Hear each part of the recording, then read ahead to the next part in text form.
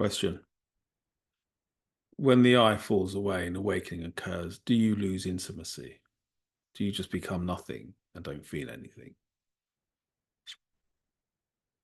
Yeah, good question. To answer that question, to begin with, I could say on the contrary.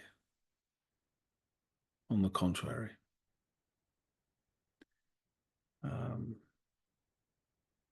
Before awakening, one is caught up in the I thought, and the I thought, or should I say, caught up in the self, caught up in the identification with the body. And when you identify with the body, you then become ignorant of what your true body is as the witness. And instead, you then get caught up in the body and how it self contracts, how it becomes a mental and emotional self contraction or self will contraction, you see. So in this me, in this I, you think you know intimacy, right? Because you think that sharing something emotional, something vulnerable is intimacy. And to some extent it is, to some extent. As it was in my case when I got sober, I had to get very honest about my own feelings and certain patterns. I had to overcome them because they still pose the danger of um, having me relapse. So I had to deal with those. And there was a lot of talk of intimacy, that our biggest fear is intimacy. And I could understand that. I could see that my biggest fear was getting in touch with my feelings or sharing what I really felt. So I chose isolation over openness and intimacy. But I did get honest with my feelings and I did work on it. And I thought that was it. I thought that, and I thought my fear was of emotional vulnerability or whatever, until the awakening occurred. Until the awakening occurred, when the ego went through dissolution, and in the absence, there was what could be called the self, this present moment isness, this body of reality we call I am, whatever you want to call it.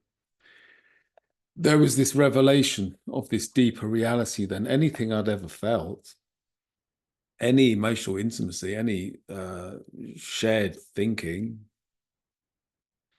Suddenly the floor opened up and those were falling through and there was this isness. And then I realized, this is the intimacy that they're speaking of. This is what I've been fearing all my life. And of course I've been fearing that all my life because it was beyond my method of attachment, which is mental and emotional claimingship of the body.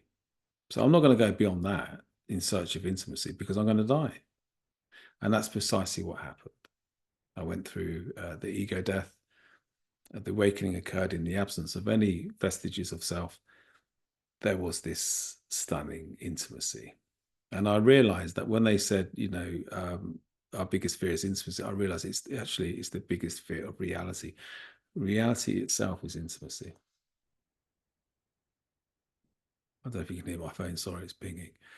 So reality itself is intimacy. So this gave me a new perspective, a living perspective, an unconditional basis of intimacy, where it used to be, oh, I'm so vulnerable and I have a feeling, or I have these thoughts and I must share them, which is all great.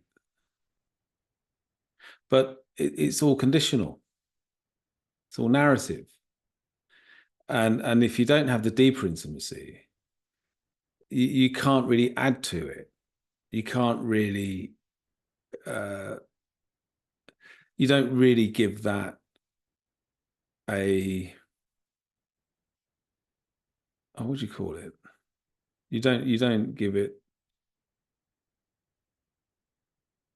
it's not relative to anything anymore. It's only your emotions and your thoughts are only relative to yourself. But when you have the unconditional basis of intimacy, then it's kind of, you can feel something in your body, but it's the true intimacy that absorbs it, that is the experience of it, And if there's parts of your emotional intimacy that take you into the mind to claim the body or self-contract the This intimacy won't allow for that. This intimacy will just not identify with it, and it allow for tensions to undo, and it will allow for emotional intimacy to recorrect itself to the utmost intimacy.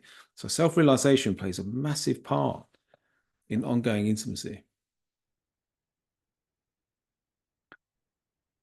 You know, it's great getting vulnerable. It's wonderful. But the biggest vulnerability of all is letting go of your mental and emotional orientation, and instead stepping back and coming to see the absolute orientation, or the non-subjective orientation of pure awareness. Come to see that pure awareness in its awakening is the root source of any form that arises. So there's your intimacy, and it's now has now it can have a relative point of absolute understanding. It can relate. When I say relative point, it can relate or associate to that being the utmost intimacy. And this is where, if you've got intimacies in your body mind that do not match this unconditional intimacy, there'll be a pull, there'll be a mismatch.